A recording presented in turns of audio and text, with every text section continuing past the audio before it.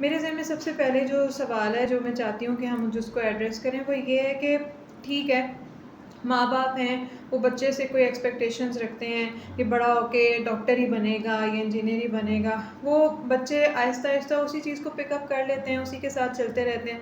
लेकिन सवाल ये पैदा होता है कि एक बच्चा नहीं जानता ये चीज़ कि ये अनरियलिस्टिक एक्सपेक्टेशन है, लेकिन हाँ, एक एडल्ट जो है वो इस चीज़ को महसूस कर सकता है और वो इस चीज़ को फिगर आउट भी कर सकता है कि इसको मुझे पता चले कि ये अनरियलिस्टिक है। तो सबसे पहला सवाल यही है कि एज़ एन एडल्ट हम कैसे आइडेंटिफाई कर सकते हैं कि मेरे से जो एक्सपेक्टेशंस मेरे पेरेंट्स कर रहे हैं, मेरे स्पाउस कर रहे हैं, मेरे फ्रेंड्स कर रहे हैं, मेरे बहन भाई कर रहे हैं, वो अनरियलिस्टिक है। आइडेंटिफिकेशन कैसे होती है इस चीज़ की? अच्छा, ये बहुत खूबसूरत सवाल है कि एज ए चाइल्ड तो हमें पता नहीं था। यानी हम पैदा हुए, हमें एक्सपेक्टेशन थमा दी। उस वक़्त हमारी एक नीड थी कि हमें चाहा जाए, तो हमें लगा कि अगर हम इनकी एक्सपेक्टेशन पूरी करेंगे तो हमें मोहब्बत मिलेगी। लेकिन ये यहाँ ख़त्म नहीं हुआ, ब्रेन राइट। कंडीशन हो गया। यानी ऐसा बच्चा जब बड़ा होता है, उसका ब्रेन हर सिचुएशन को, हर रिश्ते को ऐसे रीड करता है कि अगर मैं इसके मुताबिक बिहेव करूँगा तो आई विल बी एक्सेप्टेबल। हम्म।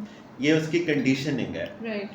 सवाल ये है कि मुझे कैसे पता चलेगा कि मैं दूसरों की एक्सपेक्टेशंस पे जी रहा हूँ या मैं अपनी रियल सेल्फ से कनेक्ट हूँ। बिल्कुल सही। मैं अपनी रियल सेल्फ से, अब मेरा दिल क्या चाहता है, मुझे सही क्या लगता है, हम्म। करना क्या चाहिए, वर्सेस दूसरे मेरे से एक्सपेक्ट क्या करते हैं। हम्म। जब वो खुद से डिस्कनेक्ट होगा, ठीक है। सेल्फ अवेयर इंडिविजुअल नहीं होगा, अनअवेकन्ड कॉन्शियसनेस होगी उसकी, ठीक है। तो वो अपने आप को आइडेंटिफाई करेगा with what others expect of him और हम्म। वो उसे पूरा करता रहेगा। हम्म। इसका इंडिकेटर उसके अंदर होता है। जब भी वो अपने आप को नहीं सुनेगा हम्म। और ये देखे बगैर कि ये सही है या गलत है, दूसरे के मुताबिक जिएगा, तो उससे एंजाइटी होगी, उसे डिप्रेशन होगा, हम्म। उसका बॉडी सिग्नल करेगा, वो हम्म। ओवर थिंकिंग में जाएगा, हम्म। वो या अवॉइडेंट पर्सनैलिटी बनता जाएगा कि उनकी मर्जी पूरी करेगा और हम्म। खफा भी रहेगा, उनकी मर्जी पूरी करेगा और अनहैप्पी भी रहेगा। अच्छा, ये क्योंकि बहुत, मैं सॉरी मैं आपकी बात काट रही हूँ, लेकिन ये चीज़ बड़ी कॉमनली ऑब्जर्व की जाती है कि कभी कभी इंसान अपने आप को ऐसी सिचुएशंस में हम पाते हैं कि हम कहते हैं कि हमने जो भी हमारे इर्द गिर्द के लोग थे हमने वो पूरा कर लिया है, उनकी तवक्कुआत, उनकी ख्वाहिशात, लेकिन at the end of the day जब हम अकेले तन्हाई में बैठते हैं और हम रिफ्लेक्ट करते हैं तो we feel very unhappy, we feel very unsatisfied. जब भी आप अपने आप को नहीं सुनेंगे, जो सही है उस पे नहीं चलेंगे, उसको सप्रेस करेंगे हम्म। और दूसरे की एक्सपेक्टेशंस पे खुद को कस्टमाइज हम्म। करेंगे, तो आप अपने अंदर खुद को खफा पाएंगे, हम्म। ज़माने से नाराज़ पाएंगे, बिल्कुल। अनफुलफिल्ड पाएंगे, हम्म। खुद से डिस्कनेक्ट पाएंगे। आप देख लीजिएगा, ऐसा आदमी अपनी बाउंड्रीज नहीं रख पाएगा, ऐसा आदमी अपने आप से डिस्कनेक्ट रहेगा, ऐसा आदमी मर्जी दूसरे की पूरी करेगा और फिर अपने इमोशंस और थॉट्स में खुद से लड़ता रहेगा। हम्म। इस आदमी को नो नहीं कहनी आती होगी। हम्म। ये आदमी अपनी आइडेंटिटी और वर्थ इस चीज़ से लेता होगा कि मैंने एक्सपेक्टेशंस पूरी की हैं कि नहीं, और बिल्कुल। इसे अच्छा इंसान, अच्छी बहू, अच्छी बेटी, अच्छा पार्टनर तब समझा जाएगा जब तक कि ये उनकी एक्सपेक्टेशन पूरी ना करे। हम्म। बट रियलिटी ये है, ये हम्म। अपने आप को काट भी देना, अपने आप से डिस्कनेक्ट होके आप किसी के हो नहीं सकते। हम्म। अपनी रियल सेल्फ को इग्नोर करके और किसी के मुताबिक पूरा कस्टमाइज होके फिर हम्म। आप खुश नहीं रह सकते।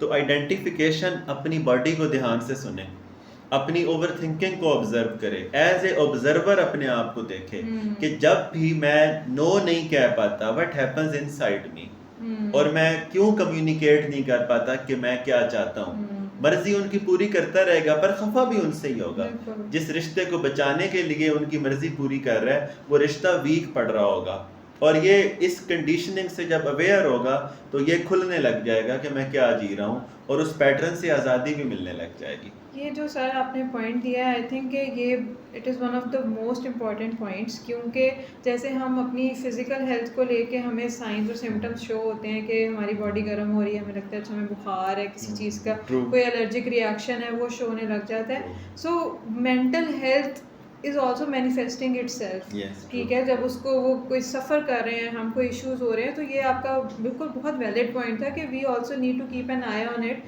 कि वहाँ पे क्या इश्यूज़ हो रहे हैं, हमारी ओवर थिंकिंग बढ़ रही है, किस तरफ को, किस डोमेन में जाती जा रही है, क्या सोचे, नेगेटिविटी आती जा रही है और हम डाउन ही फील करते जा रहे हैं। So this is very accurate and I think this is very important कि हम उस चीज़ को भी, उस पर भी नज़र रखें कि कौन सी ऐसी चीज़ें हैं जो उसको ट्रिगर भी करती जा रही आपने हैं। ना, मैं बस एक जुमला ऐड कर लूँ, आपने बिल्कुल सही कहा है कि साइकोलॉजिकल पेन इंडिकेटर होता है कि आप रिफ्लेक्ट कर सकें अपने वे ऑफ थिंकिंग को, आप किन चीज़ों को कबूल कर रहे हैं, किन को रिजेक्ट कर रहे हैं, ये आपका अपना डिसीजन ही नहीं है। ये societal pressure, environmental pressure, expectations आपसे जो हैं, आप तो उसको जिए जा रहे हैं। तो take a moment, distance yourself from this and listen to the pain. और साइकोलॉजिकल पेन की ये खूबसूरती है। अच्छा, इस पेन को वो लोग नहीं देख पाते जो सप्रेस करते हैं, वो इसको अपना नॉर्मल समझते हैं, वो इसे अपनी सेक्रीफाइस समझ रहे हैं। तो राइट। अगर वो इसकी तरफ ज़रा सा ध्यान देंगे, ये करता क्या, ये रिफ्लेक्ट करने में हेल्प करता है। जब आप अपने वे ऑफ थिंकिंग को रिफ्लेक्ट और रीएडजस्ट करते हैं तो पुरानी ज़िंदगी के साथ रिश्ता बेहतर हो जाता है। अदरवाइज फिर यू विल बी परमानेंट। देखिए, एक पेन ये है कि आप इससे पहचानें और ये वर्क अपने ऊपर करें, टेम्परेरीली कुछ लोग अनहैप्पी होंगे जी। क्योंकि पूरी उम्र भाई आपने उनकी एक्सपेक्टेशन बिल्कुल को उठा के बिल्कुल, रखा है। हाँ। दूसरा पेन ये है कि फिर सारी ज़िंदगी आप अनहैप्पी रह लें और दूसरों के मुताबिक बन के जिएं, but it will not suffice you. ना ये रिश्तों को बेहतर करता है, ना ये अपने आप के साथ रिश्ता बेहतर होने रहता है। आप खुद से खफा रहते हैं और लंबे अरसे जब ये करेंगे तो बॉडी में एक्स और क्रोनिक फटीग स्टार्ट हो जाएंगी। ठीक है, वो वही जो मेंटल आपको एक एग्जॉस्शन फील होती थी, वो इवेंचुअली फिर फिजिकल आपको, कन्वर्ट हो हाँ, जाएगी। कन्वर्ट हो जाएगी, आपको Yes. फिजिकली फील होने लग जाएगी। सो आई थिंक कि ये वो है कि जो हम बात कर रहे हैं कि इफ़ेक्ट्स क्या होते हैं इस चीज़ के, वो सिर्फ़ और सिर्फ मेंटल नहीं है, वो आपकी ज़िंदगी में मैनिफेस्ट करेंगे, आपके रिलेशंस में अफेक्ट करेंगे। इवेंचुअली आप उनसे या तो खिंचे खिंचे रहने लग जाएंगे, बेजार रहने लग जाएंगे, आप अपनी ज़िंदगी से जो आप सोचते थे कि आपका ख्वाब था कि आपने अपनी ज़िंदगी कैसे गुजारनी है, that is not going to work out.